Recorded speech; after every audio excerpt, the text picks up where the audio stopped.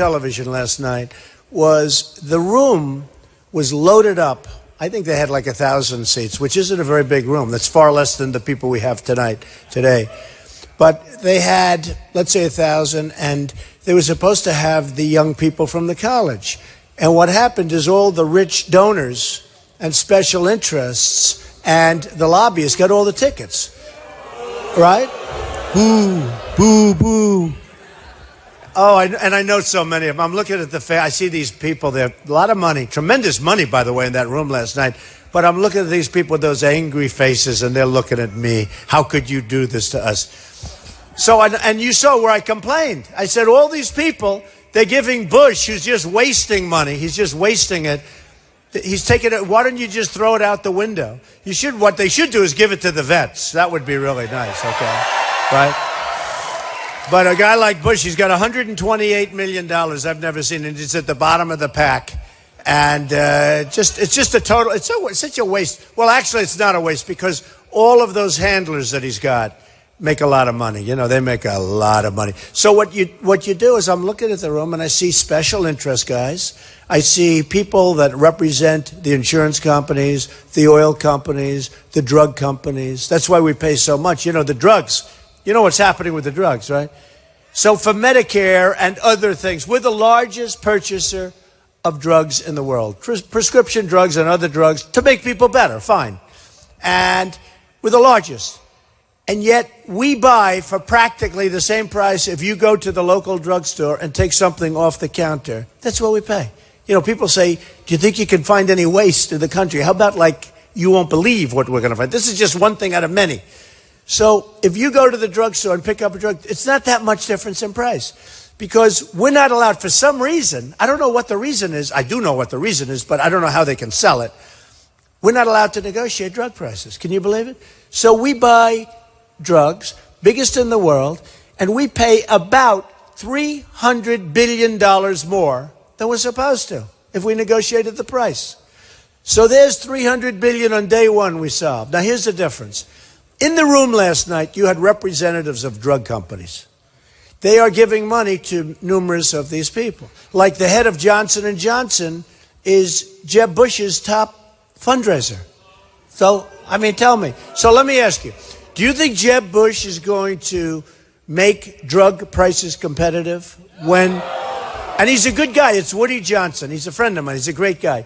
But Woody Johnson is the head of Jeb Bush's fundraising thing. So let's say Jeb won, which is an impossibility. It's not going to happen. But let's say, but this applies to everybody else. Let's say Jeb won. Woody Johnson of Johnson & Johnson is the head of his. How is it possible for Jeb, in all fairness to Jeb, to say, Woody, we're going to go out and fight competitively? You're talking about billions and billions of dollars that they won't collect, that they're collecting right now in profits. And that's the way our country's working, folks. So what happened is I made the announcement last night that in the room, you know what happened? A lot of the kids, they were supposed to have like 700 or 800 passes for kids. And I blame the RNC for this. I mean, I think it's terrible what happened last night. I wanted tickets. They said, you have 20 tickets. 20 tickets. I'm the one that brought all the action, right? Am I the one? I mean, if these other guys came up here today, there'd be 4 people in the front row. The owner of the building, it wasn't even meant for this. He said, this is the biggest crowd we've ever had. So what happens is I thought it was a protester. It's a friend.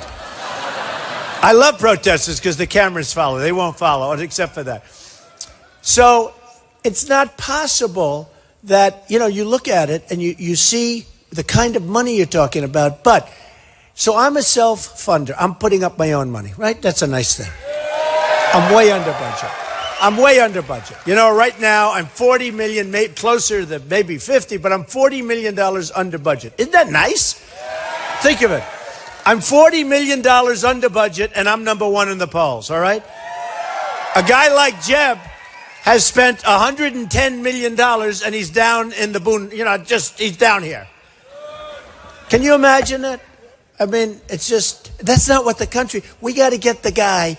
I give the example of education. In the world, we're ranked number 30, but we're number 1 in cost per pupil by a lot. Number 2 is like so far down, they don't even consider it number 2. So we are by far the most expensive. And yet we're number 30. We have third world countries that do better than us. Now, you have Sweden and Norway and Denmark and China in the top 4 or 5, right? But we're number 30. And yet we spend more. Now, wouldn't it be nice if you could take a look at what I'm doing here, if we could spend less and be 1 or 2 or 5 or something, you know? Now, one of the reasons we do so badly is Common Core. Common Core is a disaster. Common Core is a complete disaster. So we get rid of that, and we start educating your children in New Hampshire, well, locally. I mean, the people, they hate Common Core, but they don't hate it because they're bad people or they're haters. They're not haters. They hate it for a different reason. It's no good. Who wants to have a bureaucrat in Washington taking care and educating your kids? We don't want it. You want to have local education. And I've seen it and I've watched it, and it's beautiful. The parents, and they have the children, and they have their boards, and it's so beautiful. And then, by the way, their children graduate and they stay on the boards because they love the school, because their children went there. That's what you have to have. It's so important. So we want to be at a point where we can spend less money and have a far stronger country and a better country. I look at military expenditures. You know, I'm going to build the military bigger, better, stronger. And I guarantee we can do it for less money. You know, I hear stories like, they're ordering missiles that they don't want because of politics, because of special interests, because the company that makes the missiles is a contributor and the other company that makes the missiles that aren't good isn't. So we're ordering missiles that the generals don't want because of politics. So here's the beauty. They come to me and they say, we would like you to use such and such a company. He's helped your friends. I don't care if he's helped my friends. I have no friends as far as I'm concerned. You know who my friends are? You're my friends. That's my friend.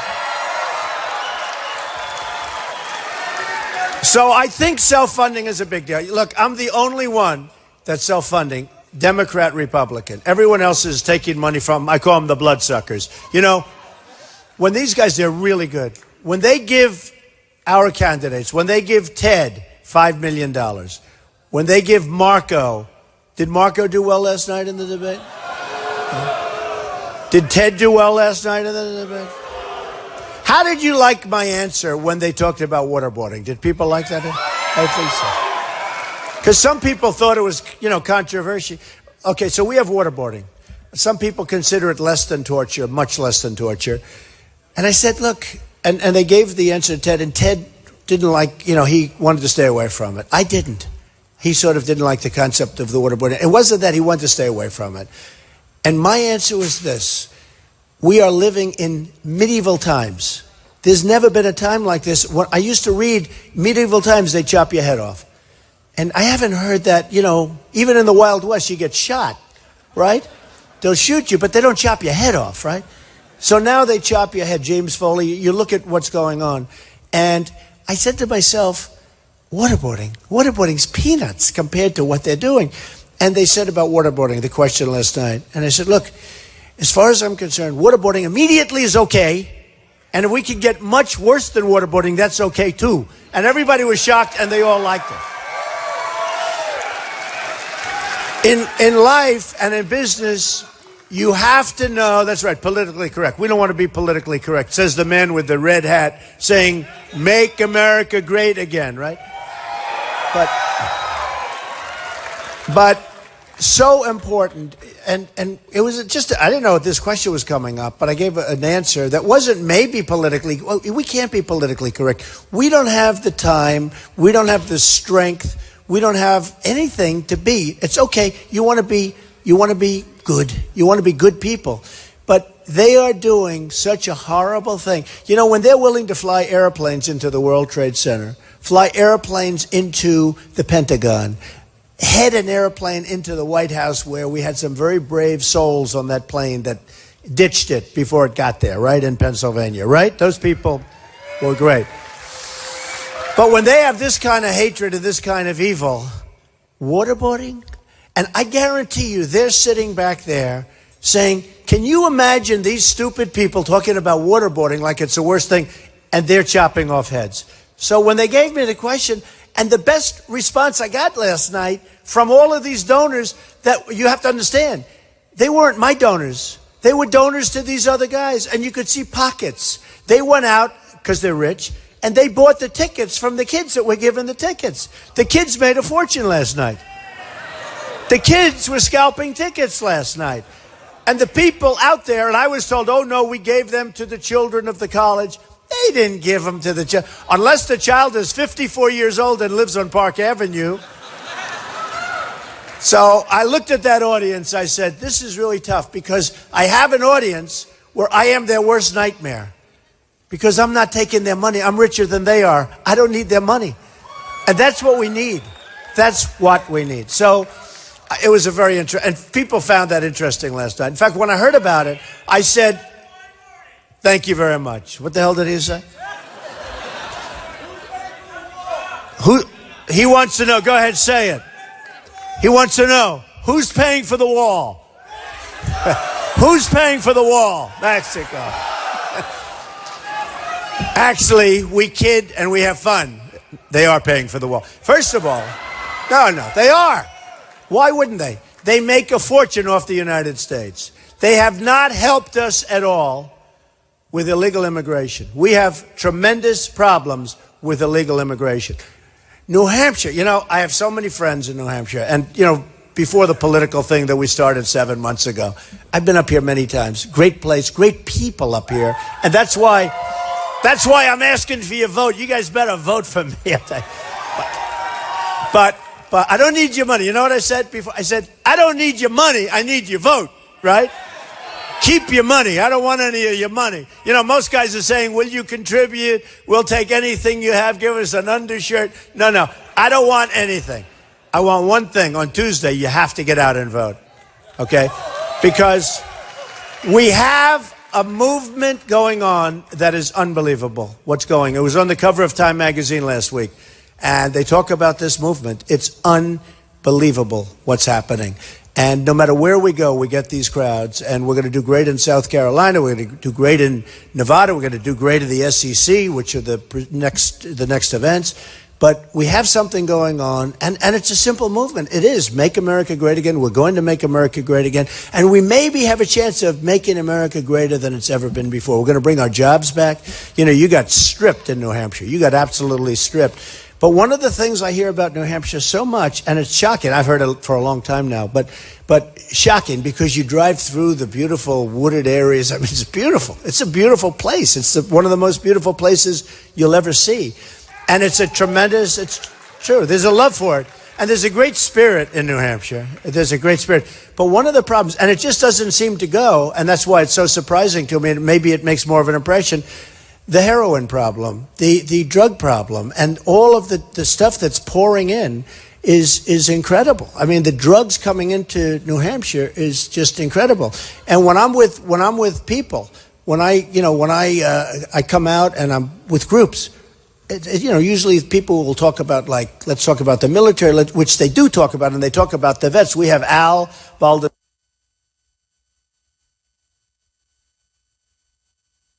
Oh, there it is. Okay. Oh, the owner was such a nice guy. I saw him. I said, if this mic doesn't, I'd like it if the mic didn't work. You know why?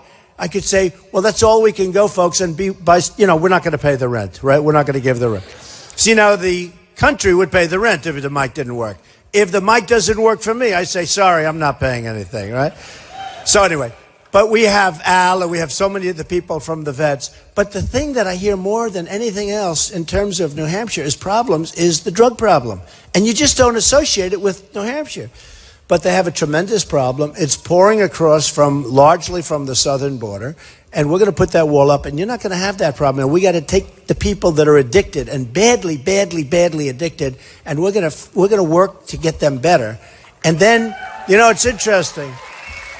It's interesting with the drug thing and alcohol and other addictions, but if you don't start, it's really easy to solve, okay? It's like smoking. If you never smoke a cigarette, you don't have a problem quitting. If you never start taking the drugs, you're not going to have a problem. And when we make it so hard for them to get into the country, beyond even New Hampshire, because we're going to have that wall is going to be so big and so strong and so powerful, and we're going to have our border guards.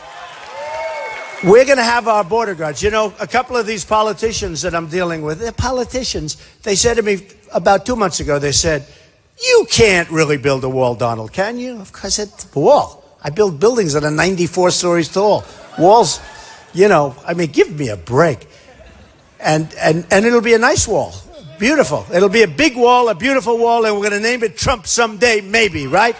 So we have to make it beautiful. No, I don't want it there. But it will be a powerful wall. And I always talk about, right now they have these walls where they build ramps. I never understood. They build ramps going over these little walls, right? You know, we have walls already, little walls. I call them the little baby walls. And they build ramps, and they have these trucks driving right over the ramps, over the wall and down, loaded up with drugs. They drop the drugs off all over the country. Then they come back over the ramp. I said, why don't they just knock the wall down? It's a little wall. I never understood. Why did they buy the, why do they do the ramp? I guess maybe they want to be nice to us. They don't want to do any destruction, right? So we end up getting the drugs, and they end up getting the money. It's not going to happen that way anymore, folks. It's not going to happen that way. So when I say I'm going to build a wall, these politicians come up to me, and they're well-meaning, but they're politicians. They don't know anything. I mean, honestly. They know one thing, how to get reelected. That's what they know. They're good at that. And the way they get reelected is all those guys in the audience last night take care of them. And the drug company guys make sure that you never negotiate the price of drugs. And the oil guys make sure that all good things happen with respect to oil, right? And all of these things, that's the way the system works. Because I was on the other side of the system for a long time and a very big donor. And I understand it. But when you have the insurance companies, you look at insurance, health insurance, the reason we have the lines, the artificial lines around each state is because the health insurance companies, the insurance companies want to have it that way. Because they'd rather have monopolies in each state than have hundreds of companies going all over the place bidding so that we can get our prices way, way, way down. Because Obamacare is a disaster, and it's expensive, and it's no good, and it doesn't work. So the insurance companies say, they were in the room, I saw them last night, I know these people. The insurance companies say, listen, I want to take New York. You take some other place. You take Iowa. You take some other place. I want California. Personally, California is very good. But they have lines around the states, okay? And New Hampshire has the same thing. And for those of you that own business, it's very hard to get many competitive bids. So what the insurance companies do is they say, I'd rather have New Hampshire and not have a lot of bidding than have the right to bid all over the United States, right? One problem. You can't make a good deal. So hard for me to make deals. I have thousands of employees. So hard for me to make deals on health care because I can't get bids. All right? Now, once we get rid of the lines, it'll be easy. Why can't we get rid of the lines? Because the insurance companies give tremendous political contributions to the guys that I'm on the stage with. So whether it's the insurance companies or the drug companies or the oil companies, it's all the same thing. We're never going to get our country back if we keep doing this. We're never going to get it back. I tell the story, and to me it's a great, I could use any one of 100 different places, probably much more than that. But where Ford moves, they're building their big plant, and they're building it in Mexico. And they're closing a lot of plants. They're building a $2.5 billion automobile plant. Trucks, automobiles, and parts. $2.5 billion in Mexico. And I say, how is that good? How is that good for us? Look, New Hampshire knows better than anyone, because you've lost a lot of business to Mexico, okay? I see these places now that some are empty and some are converted to senior citizens, some are converted to apartments. But in the meantime, you need jobs. You don't necessarily need the apartments, you need jobs. And you're taking the jobs out, you're giving them to other countries, and we're going to end that. We're not going to let it continue to happen. We're not going to have any jobs. You look at manufacturing right now. Look at Caterpillar Tractor. It's a great, great company. But if you look at what Japan is doing with their currency, the yen, they're dropping the hell out of it. They're devaluing their currency to such a point that Komatsu is knocking the hell out of Caterpillar. We have to say, you're going to do that, we don't want your cars. Okay? They won't believe it, except if I'm the messenger. You got to have the right messenger. No, you got to have the right messenger. See, the problem is we have people that don't know the first thing about negotiation, really. Business, but common sense, but it's negotiation. These people are rank amateurs. They are, I don't want to say what they are. I refuse. I'll get in trouble. See those people? See all those cameras back there? They've never driven so far to get to a location in their life. But you see all those cameras back there. But it's really true. We have tremendous power because China is sucking us dry. And without us, China, we've rebuilt China. They've taken our jobs, our base, thousands, millions of jobs, by the way, not thousands, millions and millions of jobs.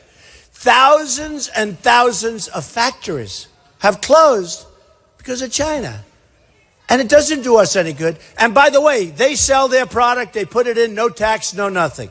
You try putting your product into China. You can't do it, okay? It's really hard. Now, Boeing tried it, and they made Boeing build a whole new big airplane complex, and they kept all of its intellectual property. They wanted this, they wanted that.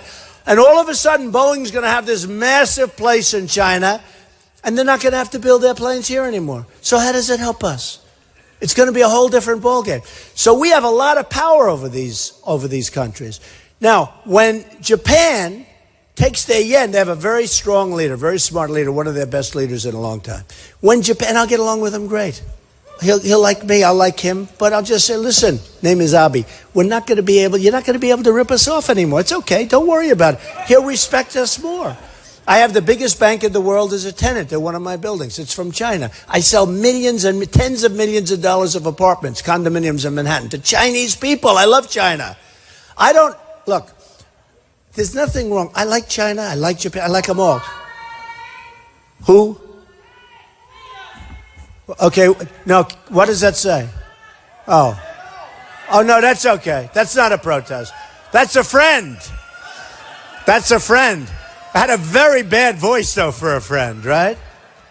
That's had a very, very hostile voice for a friend. Anyway, so what we have to do.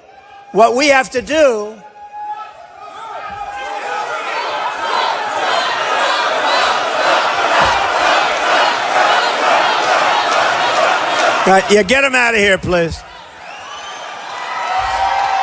Get him out. Oh, it's unbelievable. You know the amazing thing, though, they're lost. They're lost people. Get them out, security, please. It's an amazing thing. Here we're talking about Japan ripping us off and everybody ripping us off. We're talking about health care, military vets, but we're all talking. It's all good. I mean, there's nothing bad. I always say if I could take a person like that, sit him in a room for 10 minutes and talk to him, I'd convince them, unless they got problems. He goes, I didn't want to say it, okay? Who said that? Raise your hand. He goes, that's the guy right there, my man. Oh, boy. So anyway, we have the greatest business leaders in the world. We're going to take those trade deals, we're going to rip them up, and we're going to redo them. And they're going to be great. We're going to do them.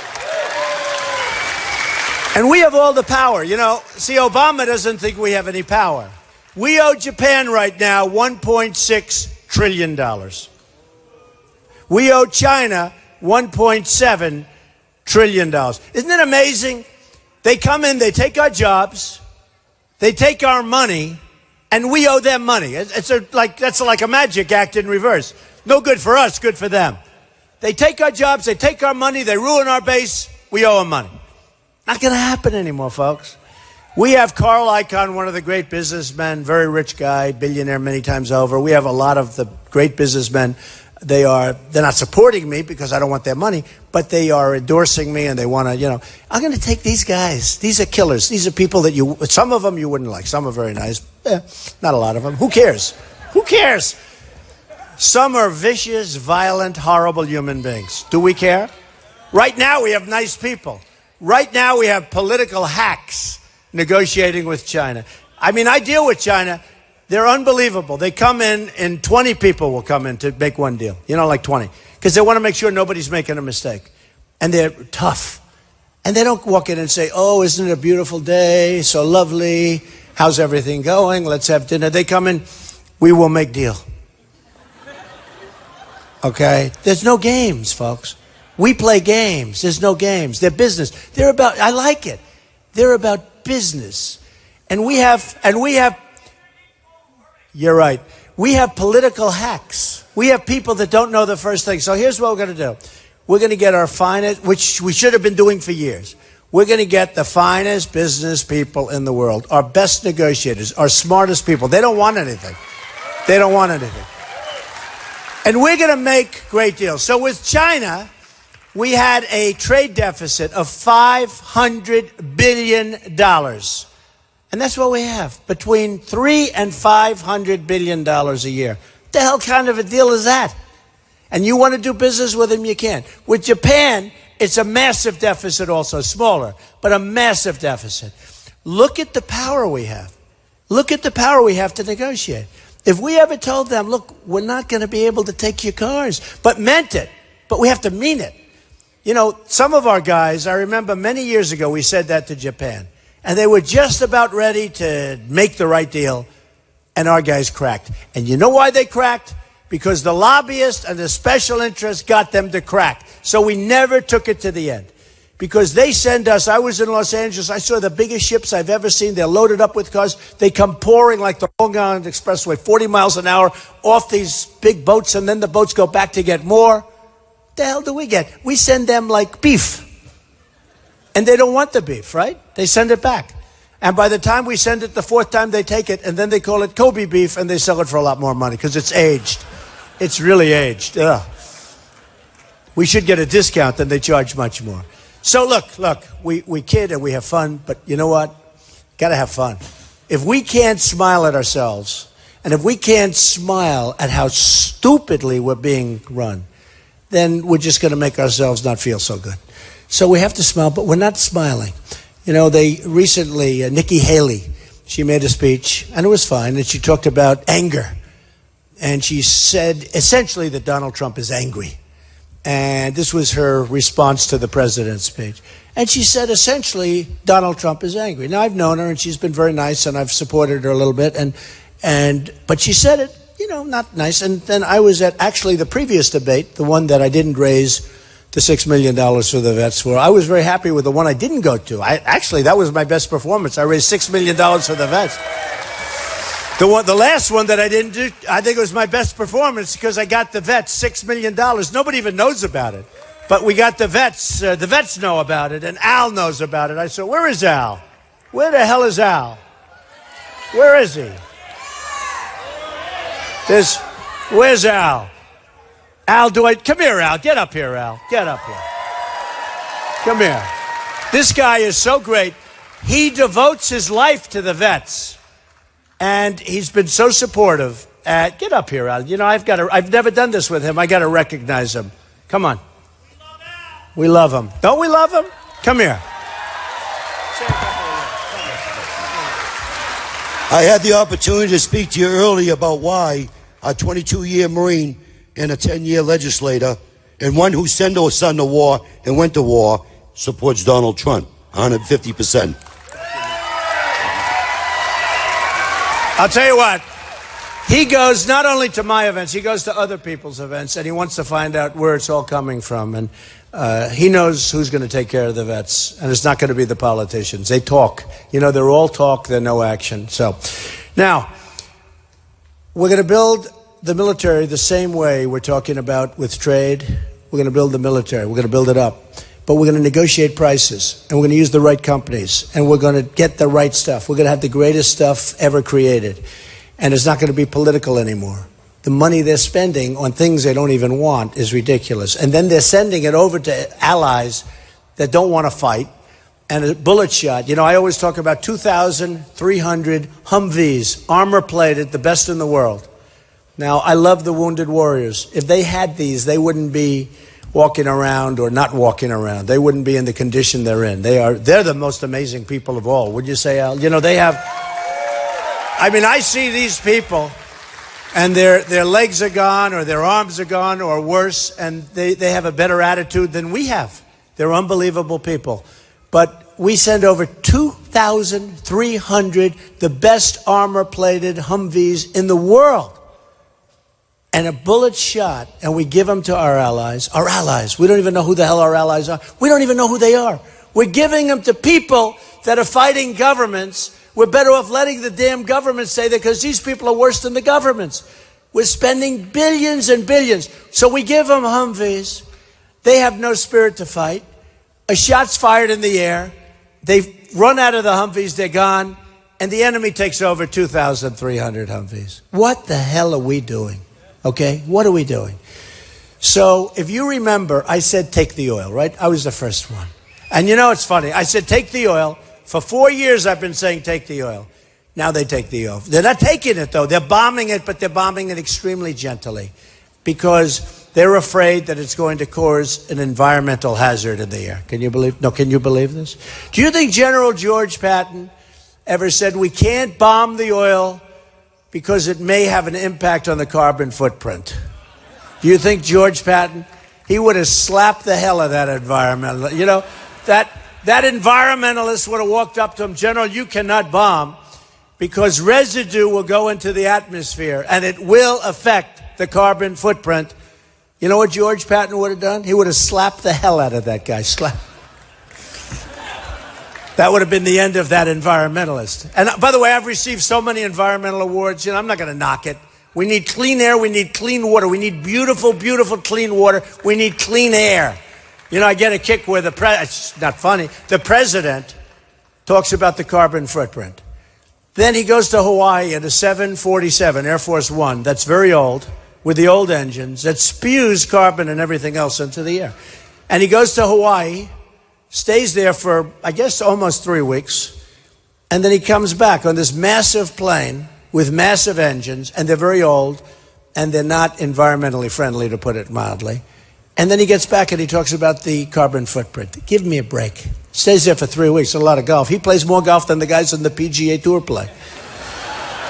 So we're gonna build up our military, but we're gonna build it up with supervision where we get better than we're getting now for no more money. In other words, we can build it. I don't even like to say less money, but we can build up our military, and we'll build it bigger, better, stronger than ever before, and we won't spend any more money. It's just like the drug situation where I told you, well, we can't negotiate the price of drugs. You probably have that same stuff in the military, and people don't want to talk about it because they want to keep it that way. Oh, am I going to make enemies with some of my old friends? My old friends. Some of those guys I sat there, I looked, and then you wonder why they booed me when I attacked poor Jeb Bush, who brings out his mother because he needed help. No, he needed help. Mommy, please come walk in the snow, Mom. I like his mother, but I don't like that stuff. I don't like that stuff. We got to do it on our own, okay? We got to do it on our own. So we're going to do that with the military, and we're going to make this country so strong, and we're going to make those borders so strong. And I'm telling you, I was going to tell you about the Ford plan. So here's what happens. So Ford opens this plant. I wouldn't let it happen. I wouldn't let it happen. But let's say Hillary, can you believe it? Now, I will say this. I don't agree with Bernie Sanders on much, although I agree with him on two things. Trade. On trade, he said we're being ripped off. He just doesn't know how much. I know how much. Bigger than he even thinks. The difference is I can fix the trade, and I'm going to make a lot of money with trade, whereas he can't do anything about it. He just knows we're being ripped off. So he's got half of it, but he doesn't have the other half. But he's right with Hillary because she's, look, she's receiving a fortune from a lot of people. There's no way she's going to tell Ford to do anything because I know people that donate to her. She can't do it. She can't do it. If she wanted to do it, she can't do it. So here's what happens. So I say I'm not going to let that happen. Ford's not moving because we have a lot of power if we want to use it. And if Hillary says it, well, I'm not going to let it. Look, she's smart. She's going to say I'm not going to let it happen. And then the following hour, she'll get a call from one of her donors or one of the lobbyists representing Ford that gives millions of dollars to Hillary, or one of the special interests, or one of the shareholders that they know. Oh, you have to let it happen. And 100% she's going to let it happen. Now, here's the difference. They call me, and they'll say, Mr. President, this is a wonderful day. I say, explain to me how it's good. You're closing up in Michigan and other places plants to build in Mexico. Please explain how it's good. And they'll say, well, it's good, but we do want to build it. I said, that's okay. You can build it. But we are going to charge you a 35% tax for every car, every truck, every part that you bring across our border. We have to do it. We have to do it. And here's what's going to happen. As sure as you're standing there, and I'm sorry we couldn't get your seats, but there are just too many people. Yeah, don't worry about it. But as sure as you're standing there, they'll say the following. This is 100%. This isn't like maybe 82%. This is 100%. They'll say, Mr. President, we have to build the plant. We want to build the plant. We have commitments to build the plant. I say, that's okay. You're going to pay 35. They are going to call back the following day. And they're going to say, could we persuade you? I'm going to say no. Then I'm going to be called by people that I know. I'm going to say no. Nobody gives me money. I'm going to say no. And then I'm going to say, do it or trouble. And they're going to say the following. They're going to call me back within 48 hours. And they're going to say, Mr. President, we've decided to build the plant in the United States. I'll say, thank you. Thank you. That's what's going to happen. That's what, by the way, 100%. 100%. Nabisco in Chicago has a massive plant. No more Oreos. They're moving the plant to Mexico. No more Oreos. It's a good thing. We could lose a little weight. No more Oreos. But Nabisco has a big plant in Chicago. They're moving the plant to Mexico. Tennessee had a big deal for a massive automobile company, was going to build a big plant in Tennessee. It was all set. The deal was almost set. It was going to be announced. Just before it got announced, they decided they were going to move it to Mexico. So you tell me why we should allow this to happen, and while we should allow these cars and these trucks and these parts to pour into our country and no tax. Okay? Now, I'm a free trader, but you can only be a free trader when something's fair. I want fairness. Same thing with China. China, it's true. China sends everything in here. You know, we're stupid. We're stupid. We have stupid leaders. We have stupid people running things. China sends billions and billions and billions of product into our country. No tax, no tax. You try sending something into China. You can't do it, folks. They call it a tariff. I have a friend, he's a very rich guy. There goes the rent. One more time, there's no rent. One more time, George, if you pay the rent, you're fired. One more time with this mic and you're fired, George. So, I have a friend, he's a rich guy. This is an expensive item. But he bought an airplane from a man in China who bought the airplane over here, and he can't get it back to China because the tax is so massive, almost as much as the price of the airplane, that he was better off selling the plane.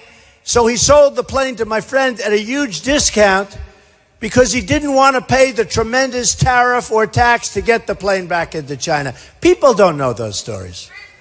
People don't know those stories, okay? And their stories are all over the place. All over the place.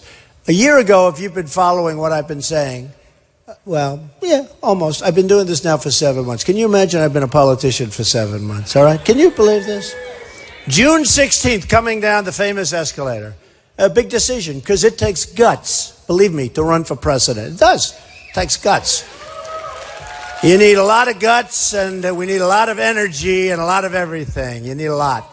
But it's going great, and we love it, and we love it, and we love what we're doing. We love the end game. I don't love doing it. It's not that I love this. I love the end game because we have something that we cherish, that we love, our country, and we're going to do such great things with it. You know, we're going to do such great things.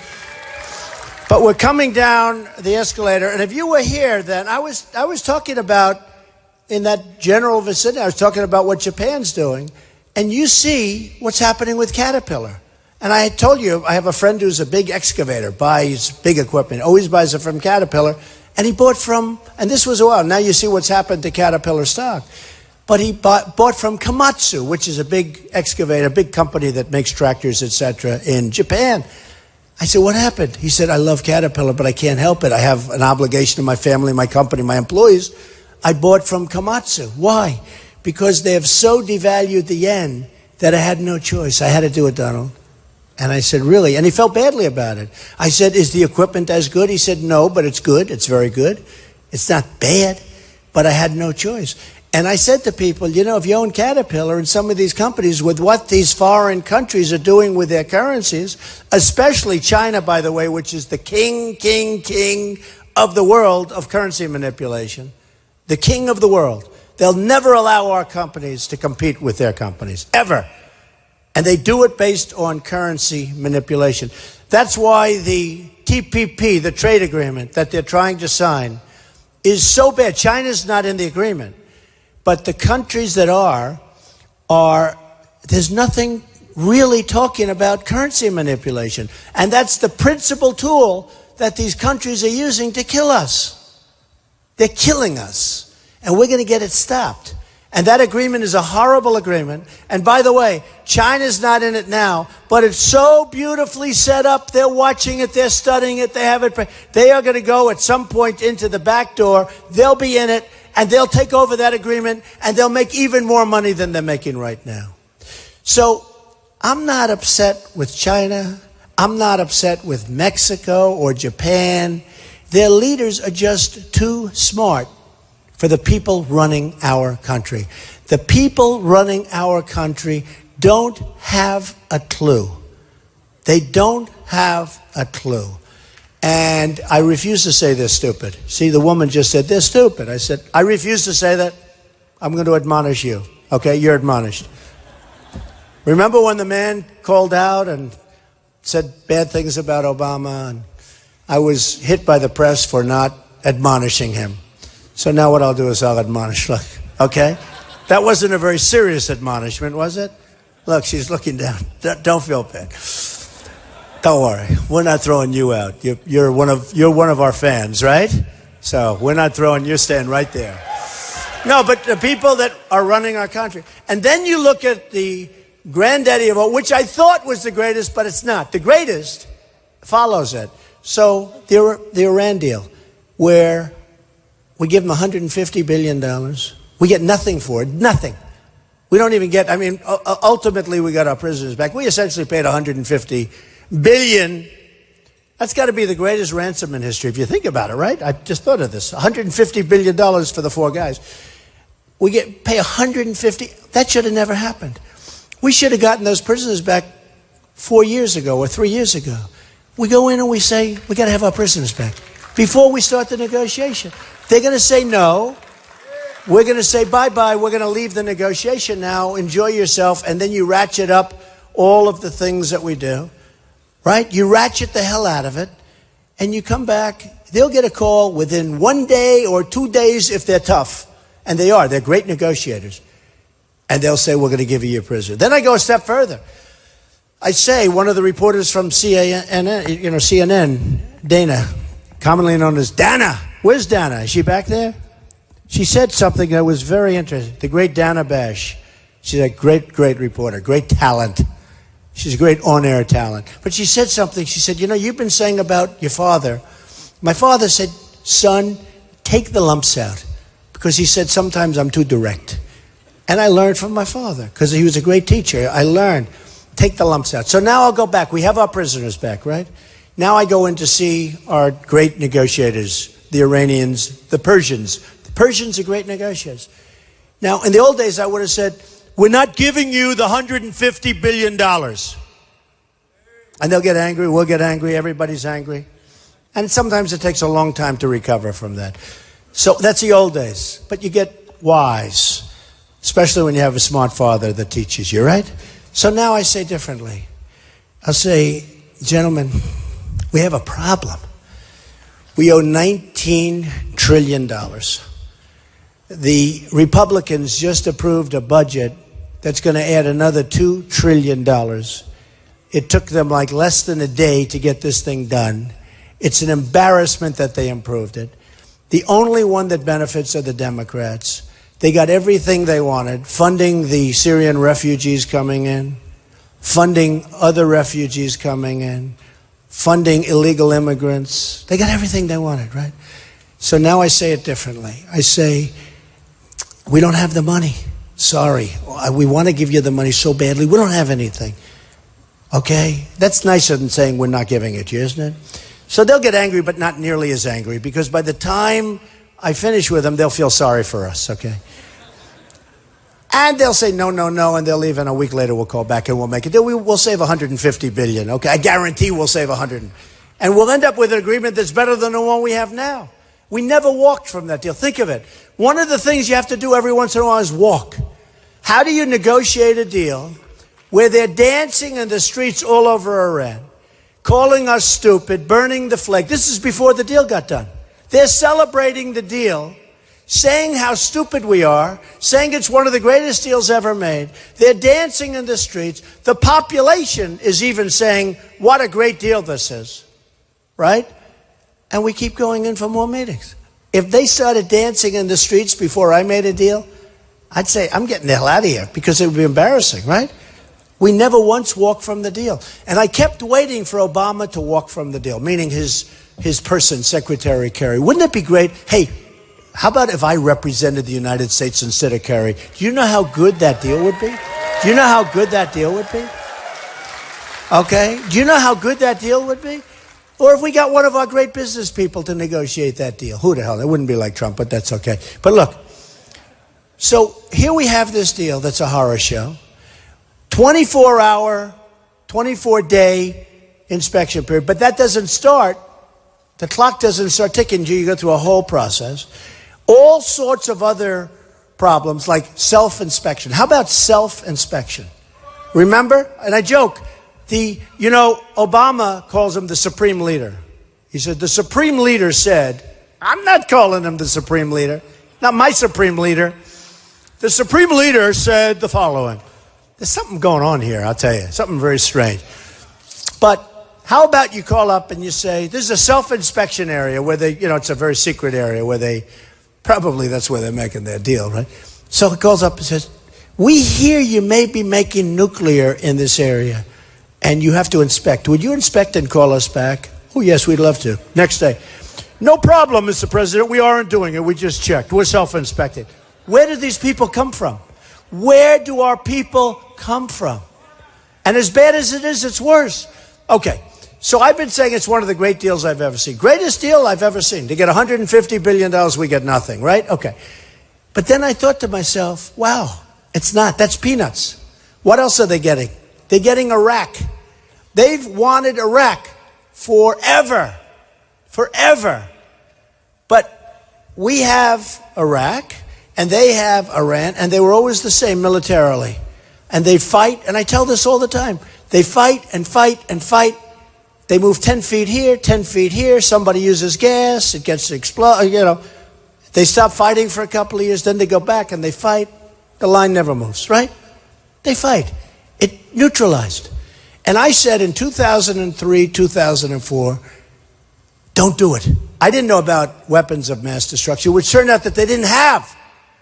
But one thing good about, if you take any look, their leadership, anything, in Iraq, they used to kill terrorists, right? Saddam Hussein killed terrorists. Okay, today it's Harvard for terrorism. You want to be a terrorist, you go to Iraq. Saddam Hussein used to get great pleasure out of killing terrorists. We didn't have these problems like that. So he would kill terrorists. Now we have a mess. So and this only came up in my mind a couple of weeks ago, because I talk about the Iran deal because I cannot believe how bad a deal it is. It's a great example of bad deal making, right?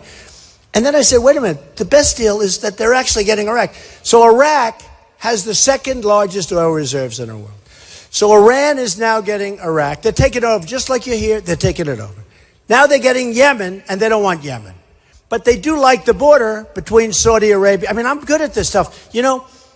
I talked about bin Laden in my book that was written in 2000 before the World Trade Center came down. And Joe Scarborough, a great guy, or Morning Joe they call him. Anybody know Morning Joe? Great guy. He heard about it. He got the book. He said, Trump talked about Osama bin Laden 2 years before the World Trade Center came down. Because I saw this guy on television. They did a report on him. I read some papers about him. I said, he's a bad guy. You better do something. I wrote about him in the book before. He could have been taken out. He should have been taken out. Clinton had a chance to take him out, and he didn't do it. He had a chance to get him, and he didn't do it.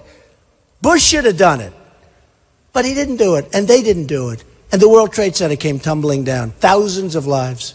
Thousands and thousands. Worst attack in the history of the United States. Worse than Pearl Harbor, because it was a civilian attack, not a military attack. Worse than Pearl Harbor. So we have to go and we have to get smart. You have Iran. Now they're rich. They don't have to build nuclear. They can afford to buy it. And do you notice where they're spending all their money? They just bought 118 Airbus jets. That's Boeing's competitor. Boeing is here. Airbus is over in Europe. They didn't buy from Boeing. They bought from Airbus. So they bought in Europe. They're buying missiles from Russia. They're buying all sorts of stuff from Italy and other countries. They don't buy anything from us. 150 billion. They're giving us nothing. We get nothing. We get nothing. And then on top of it, after the deal is made, they attack our 10 wonderful sailors. And they put guns to their head. They drop them on their knees. Put your hands up. And they have some rough guy with a rough voice essentially screaming at them, right? You heard it. Humiliation. Now, they'd still be there. They'll be there forever, except they're smart. They didn't get their 150 billion until 2 days after that. And they didn't want to say, oh, gee, we're not going to get, they're smart. So they let them go. Vicious, vicious humiliation for us. Not going to happen with us, folks. It's not going to happen with us. All right? Just remember that. So we're going to be tough on the border. We're going to deal with China very nicely, but we have a lot of power and we have a lot of money that goes to them. We don't have a lot of money because they suck it out, but a lot of money goes to them. We rebuild China. What happens is last night a missile went off in North Korea, and nobody knows what it is, and they're sort of saying it's for satellites. Well, okay. So there's a lot of threats being made by this guy. We have 28,000 soldiers on the line. A lot of threats, a lot of threats. South Korea makes a fortune. Every time I buy televisions, thousands of televisions a year. Every time I buy them from South Korea. We don't make televisions anymore in this country, okay? We should. We don't make televisions anymore. We used to make Zenith and this, and we don't make them anymore, RCA. So now you got to buy them from there. Thousands. They're an economic behemoth. They pay us peanuts. They pay us peanuts. They should pay. They should pay. At least break even, at least something. They should pay. We protect Germany. We protect Japan. We protect places you don't even know about. I've really become good at this stuff because I'm looking at it. And you know, when they say we have 10 times the military budget of anyone else, you know why we do? Because we protect all these countries for nothing. We protect Saudi Arabia. Think of it. No, we protect Saudi Arabia. Saudi Arabia, before the oil came down, now they're making half. Saudi Arabia, before the oil came down, was making $1 billion a day. And we protect them. We get peanuts. And we lease land for our military bases. We pay them rent. Okay? It's over. It's over. It's over. Okay? It's over. So, and honestly, I don't have teleprompters. I don't have a speech that I'm reading. Ladies and gentlemen, it's so nice to be with you. New Hampshire, please vote for me. If you don't vote for me, I'll never speak to you again. All I want is your vote. I will straighten it out. It's so easy. There's so much fat. When you talk about, some of the people that own businesses know really what I'm saying. When you talk about, and this is easier. I mean, the numbers are bigger, but this is easier. Because you have businesses, you know, you look for every penny. Here you're talking about trillions of dollars potentially. But we got to straighten it out. And we have, as an example, our agreement with, our treaty with Japan. If Japan is attacked, we have to attack and go to war and fight whoever attacks Japan.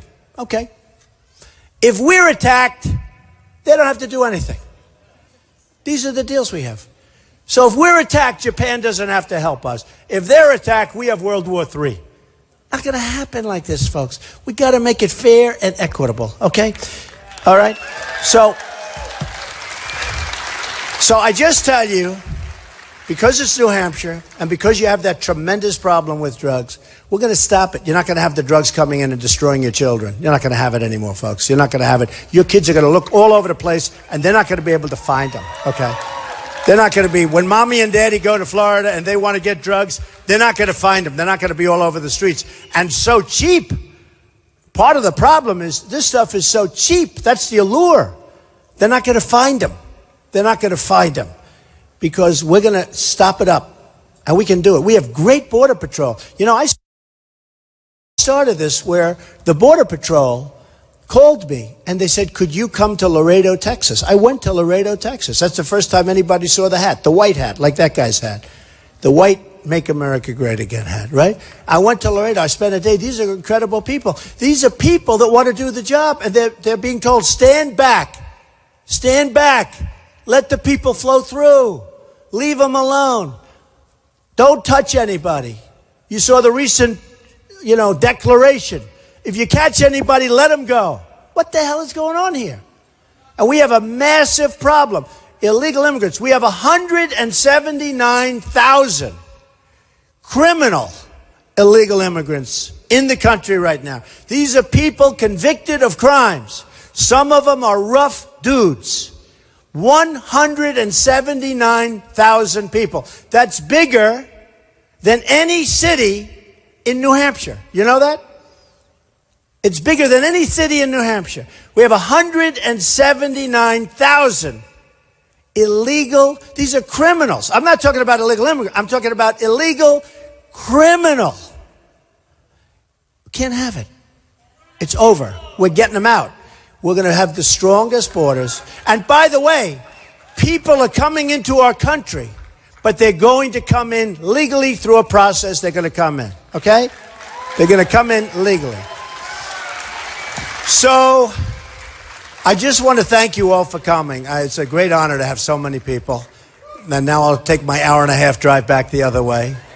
I think I'll miss the Super Bowl, and these are minor details. I couldn't care less. But I just want to say I love you folks. You're amazing people. Amazing people. Amazing people. And on Tuesday, go out and vote, and hopefully vote for Trump. Actually, if you're not going to vote for Trump, don't go out. A lot of people say, a lot of these politicians say, it's not important who you vote for, but you have to go through the process. I feel differently. If you're not going to vote for me, do not vote. Okay? All right.